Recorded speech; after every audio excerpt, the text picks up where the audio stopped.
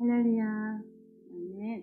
우리 서로 옆 사람에게 감사합니다고 한번 인사 한번 나눠볼까요? 감사합니다. 감사합니다. 사랑합니다. 인사 나누시겠습니다. 사랑합니다. 5월은 감사의 달, 사랑의 달인 것 같습니다. 우리에게 소중한 가족을 주시고 또 부모님의 은혜, 자녀, 부부의 사랑을 깨닫게 하시고 또 아름다운 교회를 주시어서 목사님의 말씀을 통해 늘 새롭게 하시고 또 아름다운 성도의 기도를 나누게 하시고 서로 이렇게 마음을 전하고 사랑을 전하는 감사의 달, 사랑의 달입니다. 무엇보다도 지금 이 자리에 우리 주님 앞에 나와서 주님을 찬양하며 예배하는 이 하나님의 자녀로 살아가게 하시니 우리에게 큰 은혜이고 감사임을 믿습니다. 우리에게 모든 것 주신 하나님께 이 시간 감사하는 마음으로 찬양 올려드립니다. 그리 아니하실지라도.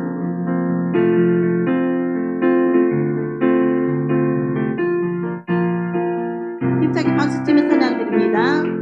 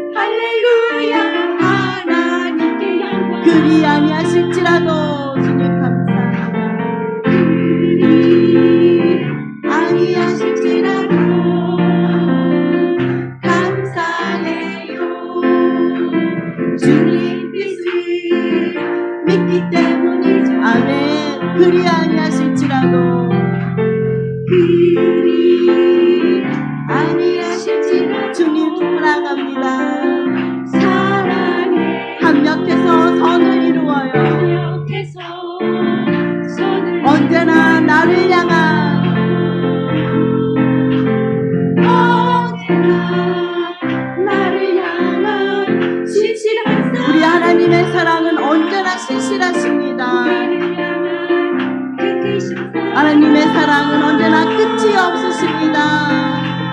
우리가 함께 높이며 주를 찬양해. 할렐루야. 하나님께 영광. 언제나 나를 향한, 언제나 나를 향한 신실한 사랑, 우리를 향한 우리 하나님의 사랑은 언제나 신실하십니다. 영원하십니다. 우리가 함께 높이며 주를 찬양해. 할렐루야. 하나님께 영광. 할렐루야. 하나님께 영광.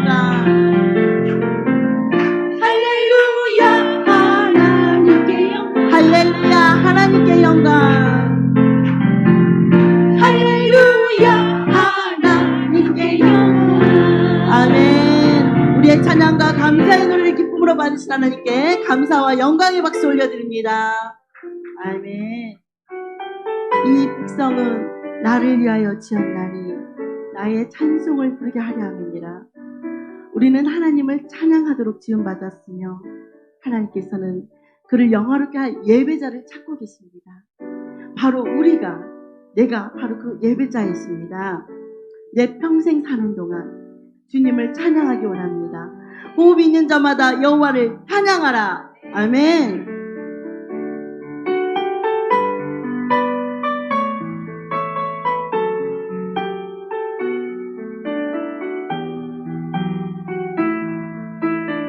내 평생 사는 동안 주님만을 찬양하기 원합니다. 내 평생 사는 동안 주 찬양하리. 여호와 하나님 내 주를 찬양하리. 주님을 묵상하니 즐겁도다. 내 영혼 주 안에서 찾기. 다시 한번 고백합니다. 내 평생 사는 동안 내 평생 사는 동안 주 찬양하리. 여호와 하나님 내 주를 찬양하리. 주님을 묵상하니 즐겁도다. 내 영혼 주 안에서 찾기. 내 영혼아 주님을 찬양하라. 내 영혼아 주님을 송축하라. 내 영혼아 주님을 찬양하라. 내 영혼아 주님을 송축하라. 내 영혼아 주님을 찬양하라. 다시 한번 고백합니다. 내 평생 사는 동안 내 평생 사는 동안 주 찬양하리. 여호와 하나님 내 주를 찬양하리. 주님을 묵상하니 즐겁도다. 내 영혼 주 안에서 찾기. 내 평생 사는 동안 내 평생 사는 동안 주 찬양하리. 우리의 찬양이 우리의 기도가 되기를 원합니다. 내 주를 찬양하리. 아멘. 주님을 묵상하니 즐겁도다. 내 영혼 주 안에서 찾기. 아멘. 내 영혼아 주님을 성축하라. 내 영혼아 주님을 송축하라. 내 영혼아 주님을 찬양하라. 내 영혼아 주님을 송축하라.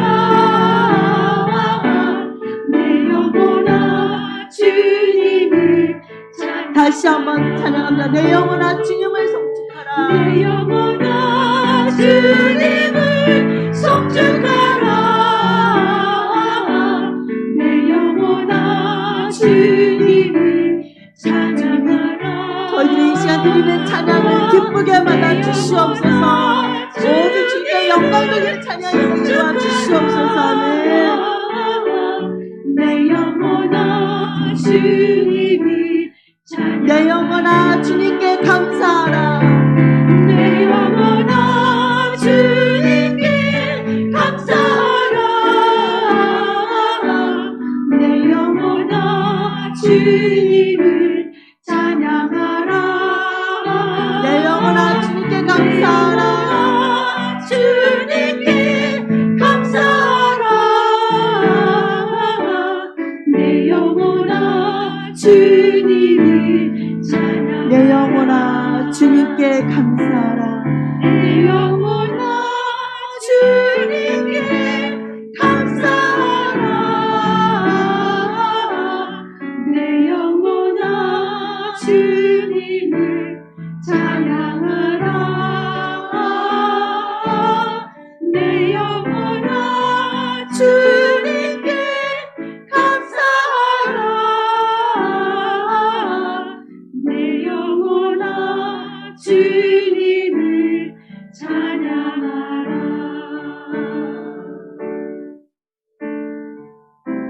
주님 사랑해요. 주님 사랑해요. 온 마음과 정성 다해 온 마음과 정성 다해 아버지 하나님 이 시간 예배를 기쁘게 받아 주시옵소서. 찬양을 기쁘게 받아 주시옵소서. 주님 임재하여 주시옵소서. 친구 되기 원합니다. 나 무엇과도 주님을 바꾸지 않으리. 나 무엇과도 주님을 바꾸지 않으리. 다른 어떤 은혜 구하지 않으리. 다른 어떤 은혜 구하지 않으리. 오직 주님만이 내 삶에 오직 주님만이 내 삶의 도움이시니 주의 얼굴 보기 원합니다. 얼굴 보기 원합니다. 간절한 마음으로 다시 결단하는 마음으로 찬양드리. 나 무엇과도 무엇과도 주님을 바꾸지 않으리. 다른 어떤 은혜 구하지 다른 않으리. 어떤 은혜 구하지 않으리. 오직 주님만이 내 삶의 오직 주인이십니다. 내 삶의 삶의 도움이십니다. 도움이시니 주의 얼굴 보기 원합니다. 주님 사랑해요 고백합니다. 주님 사랑. 주님 저희의 고백을 받아 주시옵소서. 저희들의 찬양이 영원한 아버지 기도가 될 수 있도록 도와주시옵시고 이 기도가 상달되게 도와주시옵소서. 신실한 친구 되기 원합니다. 나 무엇과도 주님을 바꾸지 않으리. 아멘.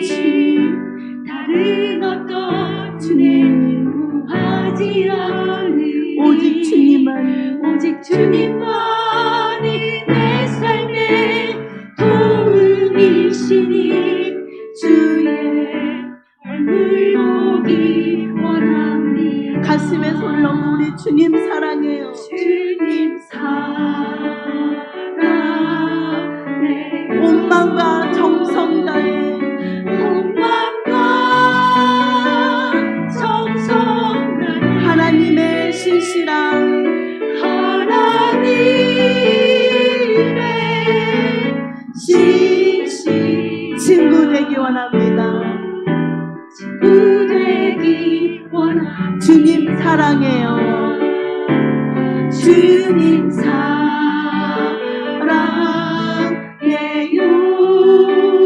아멘. 온 마음과 정성 다해 하나님의 거룩한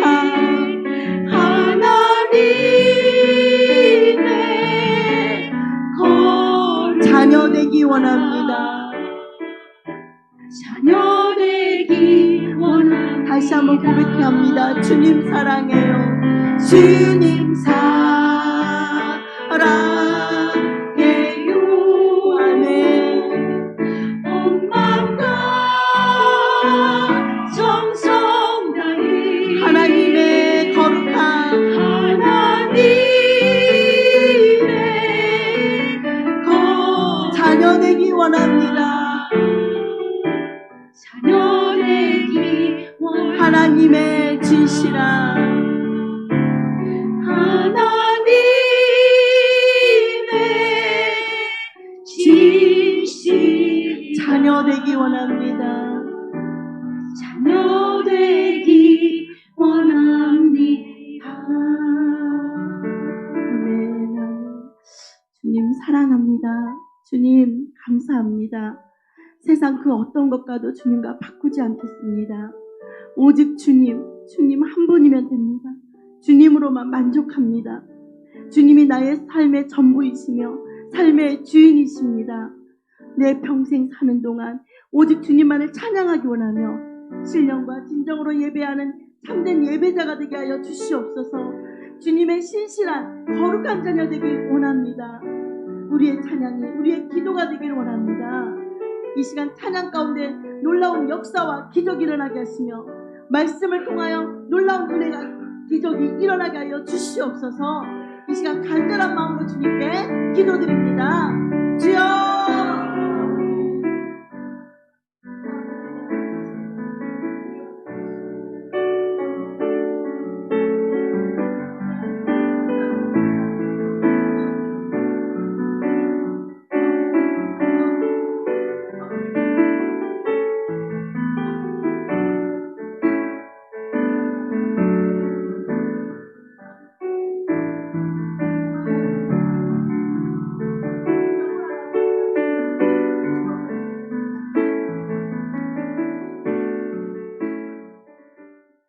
네, 마태복음 2장 1절로 12절까지 말씀인데 우리 한 절씩 교독하겠습니다.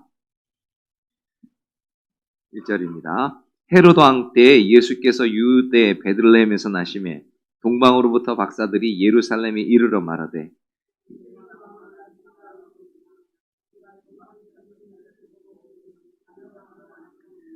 헤롯 왕과 온 예루살렘이 듣고 소동한지라.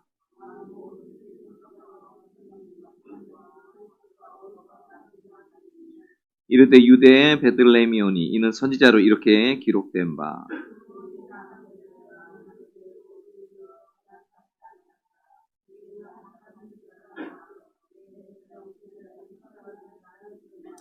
이에 헤롯이 가만히 박사들을 불러 별이 나타난 때를 자세히 묻고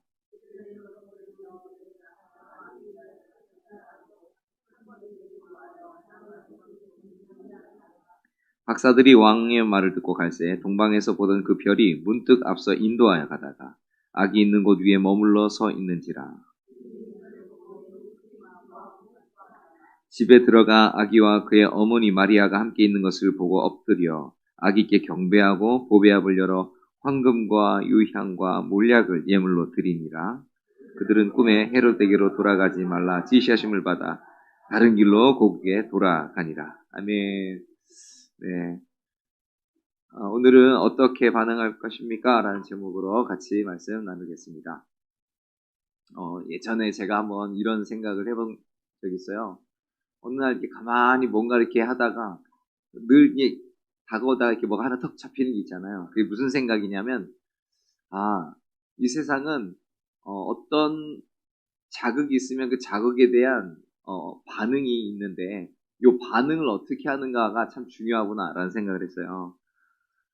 그런데 이 얘기를 누군가 했더라고요, 또. 그래가지고, 아주 유명한 설교가인 목사님이 이런 말을 했습니다.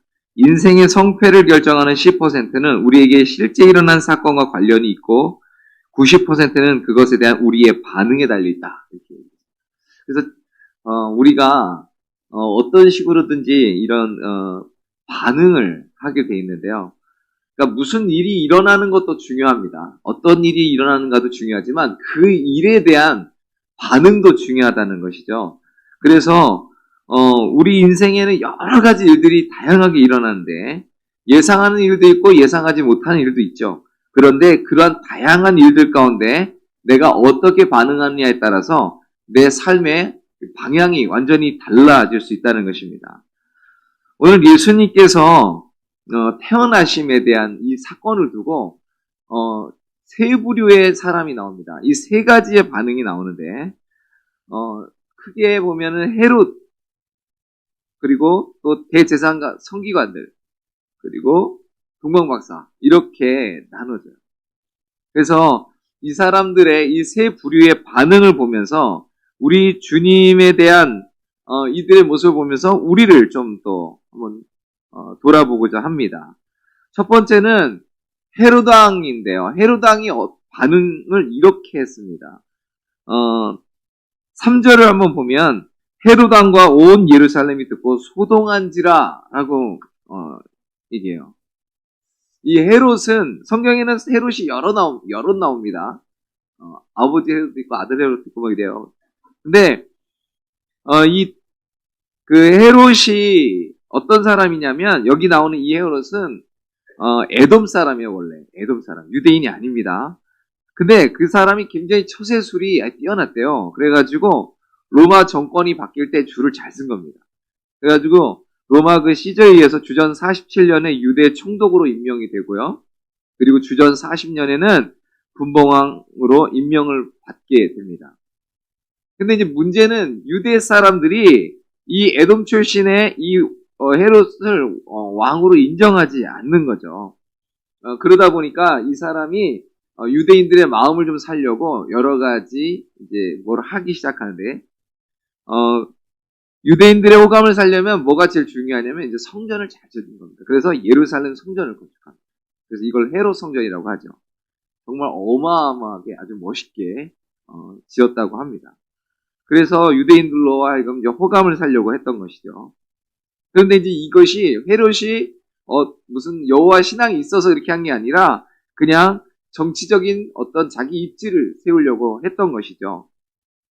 헤롯은 뭐 여러 가지를 많이 남겼어요. 궁전도, 요새도, 원형극장, 뭐 한국 기념물 등 다양한 것들을 이렇게 남겼습니다. 그리고 그는 아주 화려한 왕궁과 별장을 지어서 살았는데 결국은 늙어서는 정신병에 시달리다가 여리고에서 죽었다고 합니다. 근데 이 헤롯이라는 사람은 굉장히 성격이 포악했대요.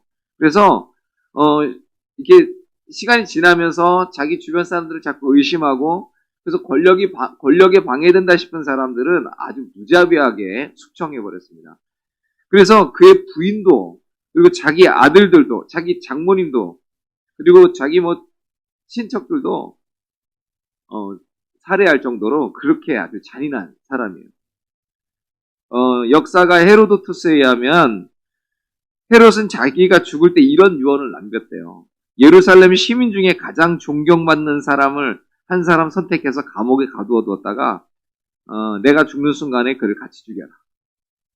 왜요? 왜 그렇게 하냐면 내가 죽을 때 아무도 안 울어줄 것 같으니까 그 사람이 죽으면 울잖아요, 백성들이. 그걸 자기가 죽어서 우는 것처럼 이렇게 살짝 이렇게 하려고 그렇게 명령을 했다는 겁니다.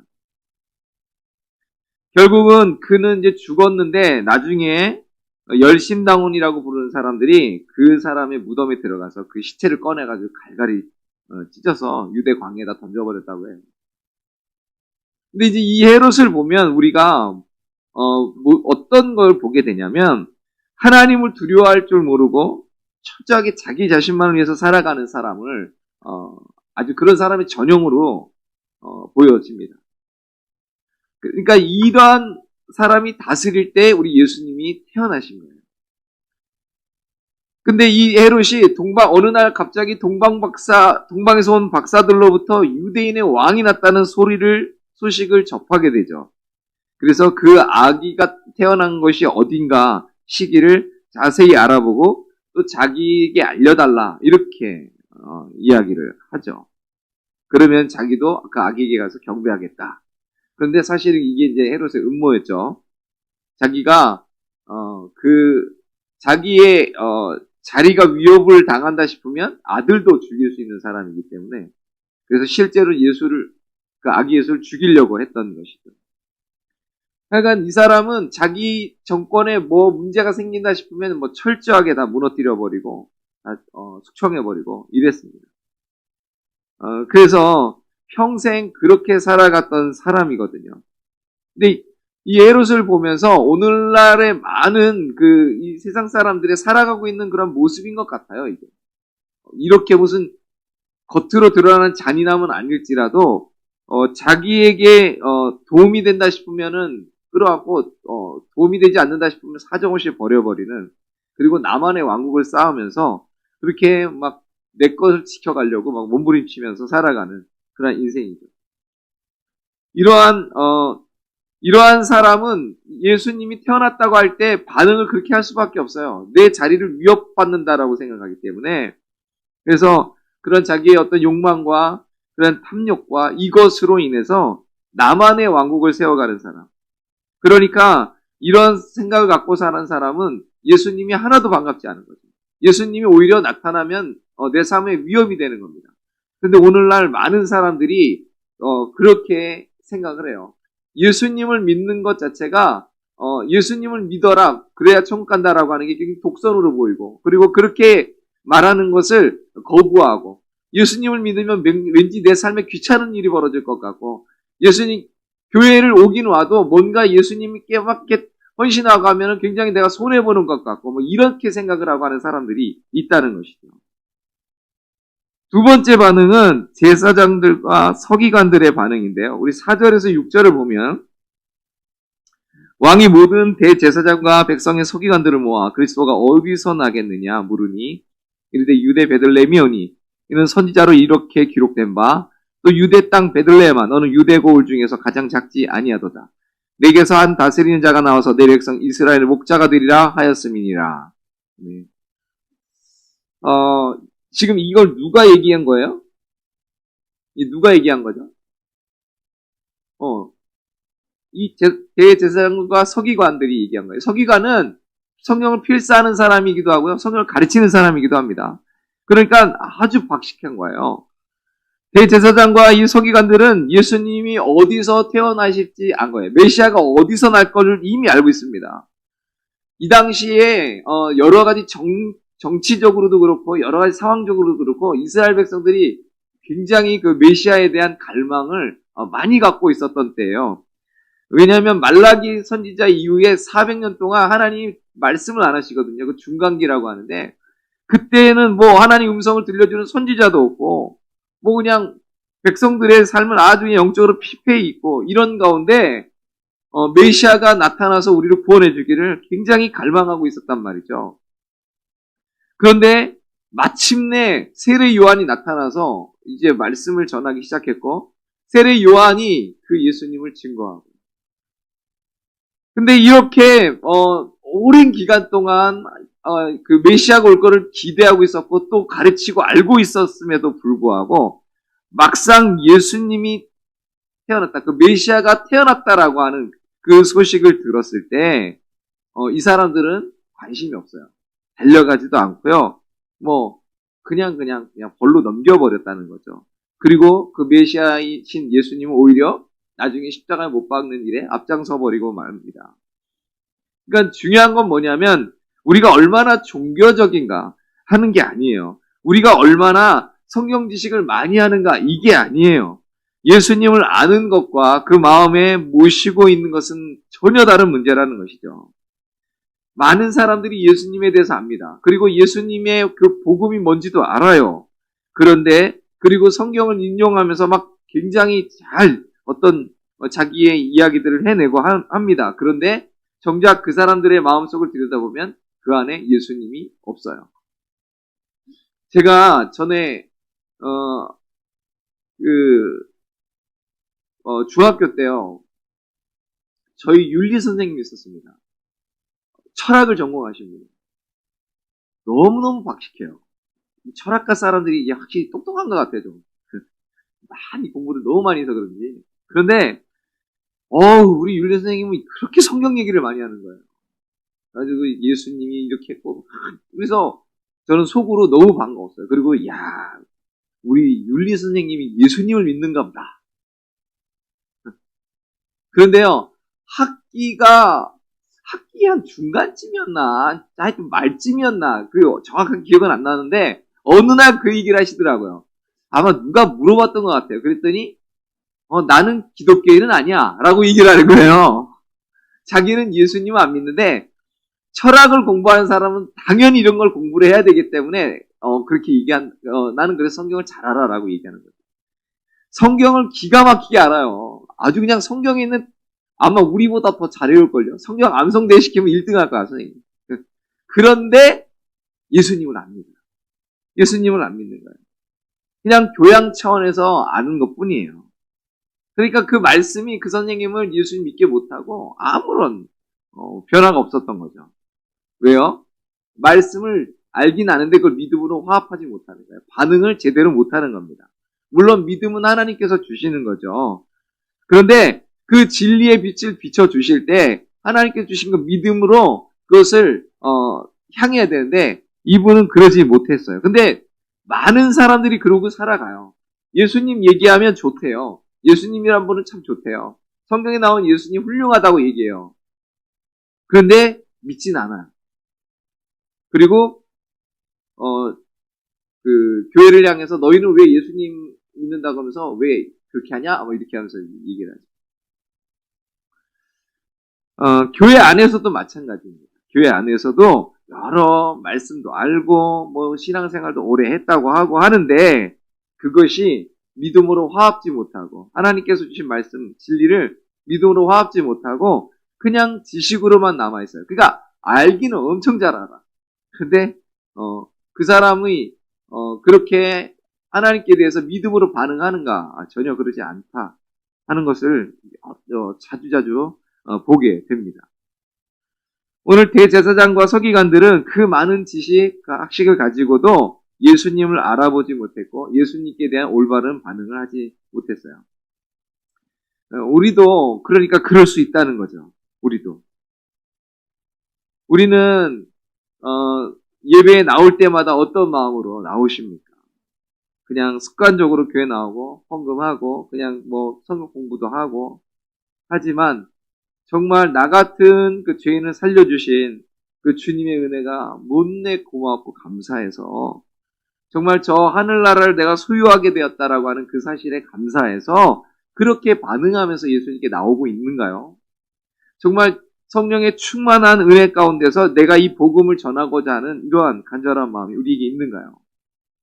주를 위한 헌신을 요구받을 때 아무런 불평 없이 오히려 기꺼이 자원함으로 즐거움으로 감사함으로 헌신할 그런 준비가 되어 있는가요? 예수님을 인격적으로 만나고 경험해야 되는 것입니다. 예수님을 그냥 머리로만 아는 것이 아니라 인격적으로 만나고 그 임마누엘 하신 주님과 동행하는 그런 삶이 안 되면 우리는 그런 종교인하고 똑같이 되어 버리는 것이죠.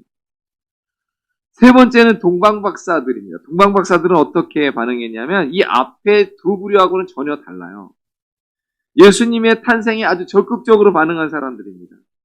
그러면 어느 날 갑자기 태어났을 때 동방박사가 도대체 누구냐? 동방에서 온 이 사람들이 도대체 누구냐? 이것에 대해서 굉장히 말들이 많아요. 누구냐? 근데 정확하게 누군지는 몰라요. 어떤 사람은 별을 연구하는 점성가라고도 하고 어떤 사람은 마술사라고도 하고 어떤 사람은 왕이라고도 얘기하고 막 그래요. 그 정확한 거는 없습니다. 이 사람들이 누군지. 그런데 분명한 것은 있습니다. 이 사람은 첫 번째 유대인들이 아니에요. 이방인들이었고요. 두 번째는 그 먼 길을 와서 예수님께 경배했다는 것입니다. 이 두 가지 사실은 확실한 것입니다. 그러면 이 사람들은 도대체 유대인들도 아니고 뭐지? 갑자기 나타나서 예수님께 경배했다는데 도대체 이 사람은 누군가 할 때 굉장히 가능성이 높은 그리고 그렇다라고 이제 생각하는 것 중에 하나가 뭐냐면 유대가 그 바벨론에 의해서 멸망당했지 않습니까?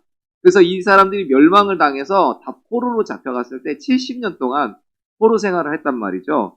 근데 유대인들은 그 포로 기간에도 계속해서 하나님의 말씀을 이들 율법을 계속해서 전수하고 가르쳤단 말이죠.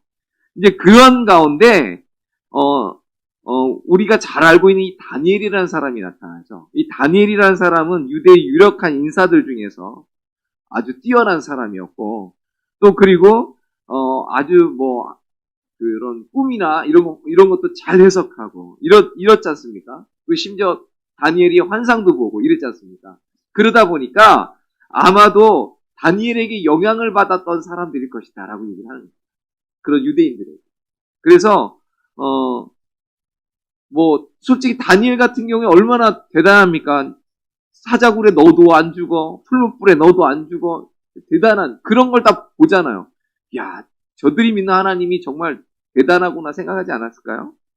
그런데다가 거기에 그 사람이 하나님의 예언을 받아서 또 기록도 하고, 그러니까 그런 영향들을 아마 분명히 받았을 것이다.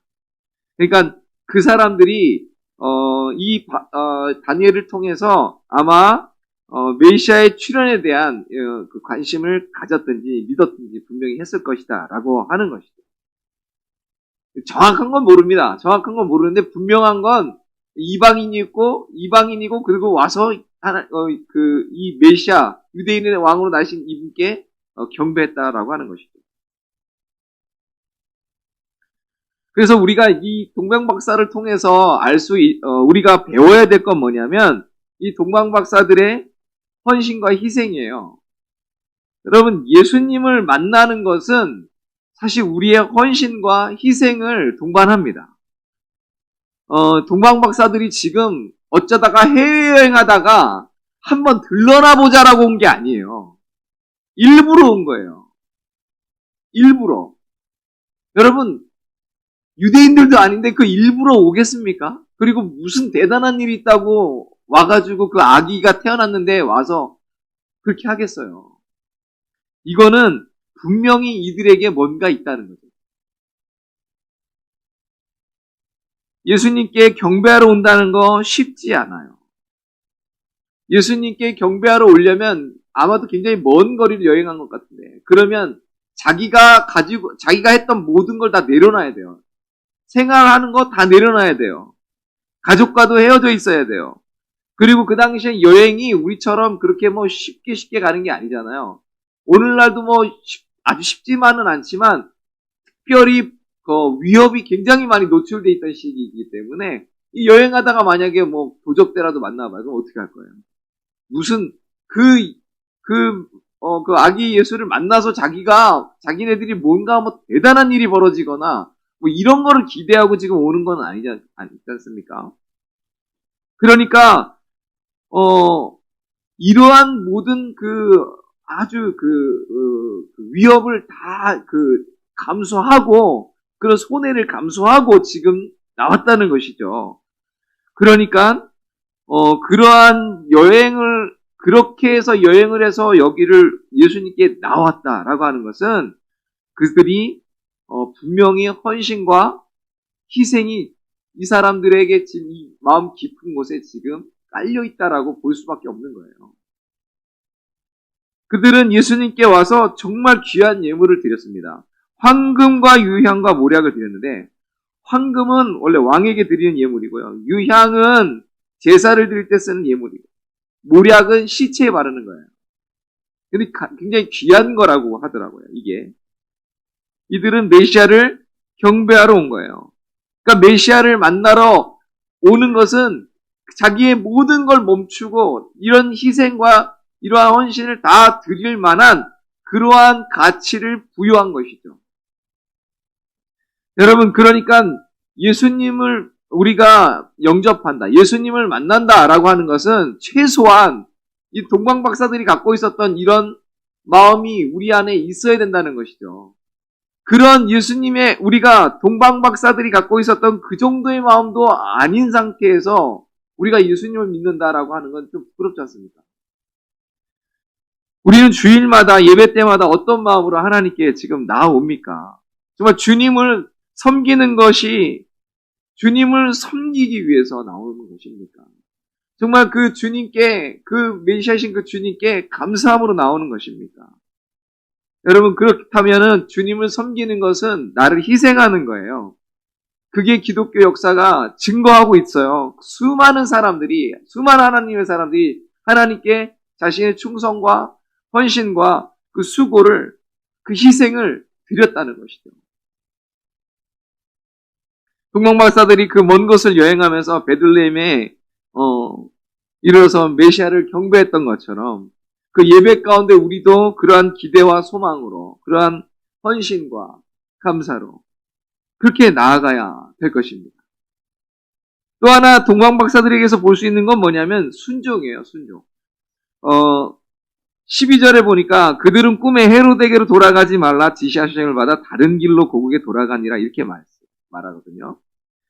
동방박사들은 헤롯이 분명히 얘기를 했습니다. 당신들 유대인의 왕을 좀 찾으러 왔다고 하는데 어디서 태어났는지 발견하면 나한테도 알려주세요. 라고 얘기했단 말이죠. 그렇죠? 분명히 왕이 주문을 했으면 예의상이라도 가서 얘기를 해줘야 되고, 또 혹시라도 이 헤롯의 굉장히 이 폭력성을 알고 있었다고 한다면 그것 때문에 두려워서 아마 얘기했을 수도 있는데, 뭐라고 하죠? 꿈에 지시하심을 받죠. 헤롯에게 가지 말고 그냥 다른 길로 가라. 그래서 어떻게 해요? 그냥 그렇게 가버리고 말아요. 자기네 나라 왕 아니니까 그냥 그래도 되겠지. 여러분, 이때는 이게 그렇게 쉽게 얘기할 때가 아니라니까요. 그래서 이 사람들은 이렇게 생각할 수 있어요. 왕의 명령도 있고요. 어떤 인간적인 그런 부분들도 있지만, 인간적인 그 관계 이런 부분들도 혹시 있을 수 있지만, 하나님이 명령하신 대로 간 거예요. 아니, 꿈에 꿨는데, 아따, 꿈 참 희한해. 그러고서 그냥 왕한테 가버리면 되잖아요. 아, 꿈인데 무슨. 그잖아요. 그런데, 아, 이건 분명히 하나님께서 우리에게 주신 말씀이다라는 것을 알 수 있을 정도의 그러한 신앙도 있었고, 그 말씀을 받은 즉, 가는 거죠. 왕의 명령을 안 듣고 간 거예요. 이게 저는, 분명히 하나님의 말씀에 순종한이었다라고 생각합니다. 우리는 사실 신앙생활 하면서 우리가 이런 경우들을 종종 경험해요. 하나님의 말씀이냐 아니면은 좀 더 합리적으로 보이는 이성적인 것이냐, 인간적인 그러한 부분이냐, 예의냐, 이런 것과 하나님 말씀이냐, 이런 것들이 이렇게 상충될 때, 우리는, 굉장히 그것을 이렇게 헷갈려 하죠. 헷갈려 하기도 하고, 어떻게 해야 될지도 모르겠고. 그런데 분명한 건 하나님 말씀이 먼저라는 거죠. 하나님 말씀에 순종함이 먼저라는 것입니다.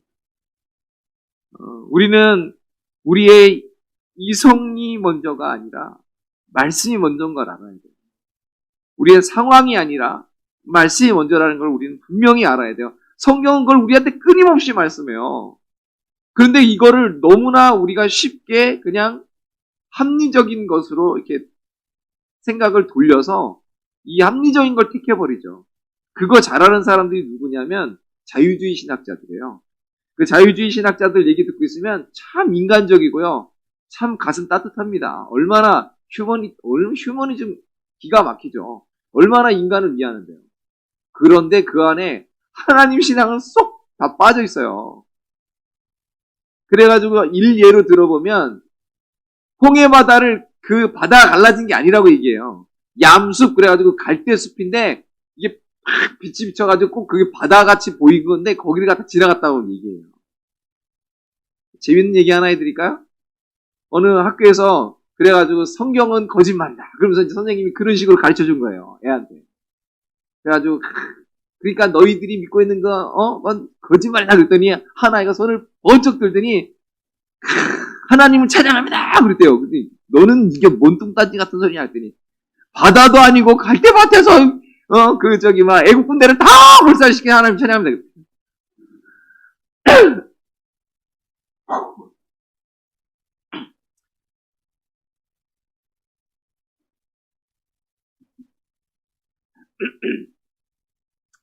우리가 참 사람들이 그래요. 그리고 사단이 얼마나 완악하고 교활한지 합리적이라는 것을 이유로, 그리고 인간적인 예의라는 것을 이유로 막 하나님의 말씀을 이렇게 좀먹어갑니다. 어쩔 수 없지 않느냐라는 이유로 자꾸 이렇게 좀먹어가는 걸 많이 봐요. 근데 여러분, 우리는 굉장히 이런 부분들을 좀 조심해야죠. 다니엘이 그랬지 않습니까? 왕의 조서가 찍힌 걸 알고도 하루에 3번씩 예루살렘을 향해서 계속해서 기도하는 거예요.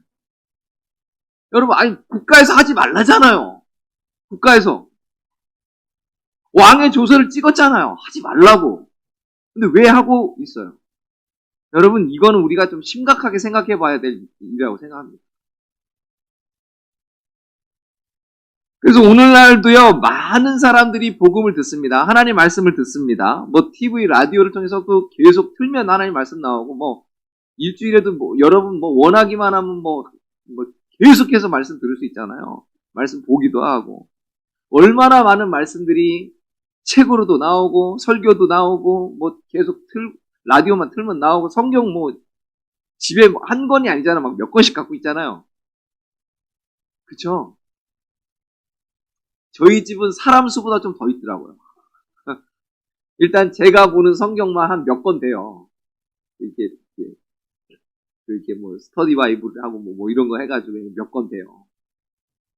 그리고 뭐 우리 사람당 이렇게 한 명씩 이렇게 하니까 아유.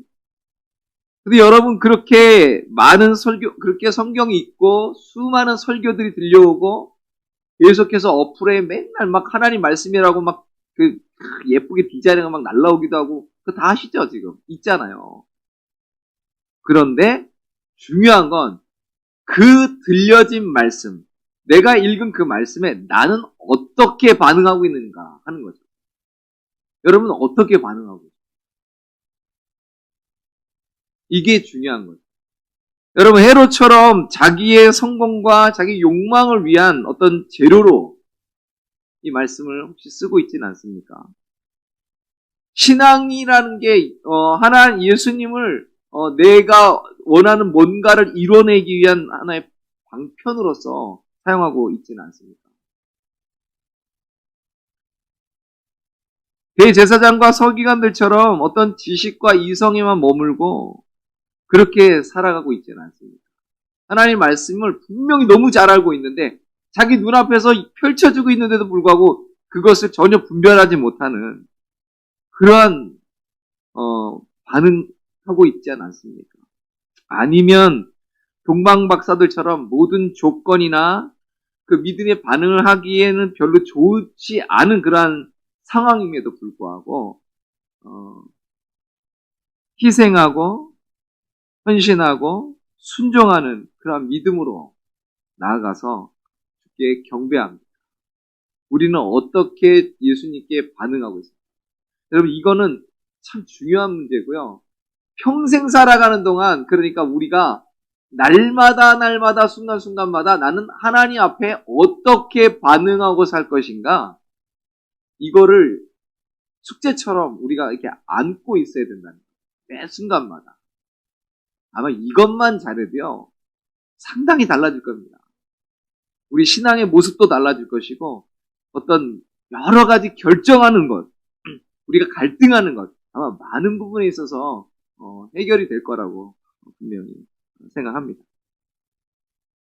우리 동방박사들은 사실 이렇게 하고 다시는 나타나지 않아요. 역사 가운데서 나타나진 않습니다. 그러나 두고두고 기억이 되는 거죠. 이 동방박사들. 도대체 이들이 누군데 그 먼 곳을 와서 이분께 이렇게 했는가. 우리 모두가 하나님의 기억 속에 그리고 그런 우리 역사 속에 그렇게 아름답게 기억되어지는 아름다운 믿음의 사람들이 다 되시기를 축복합니다.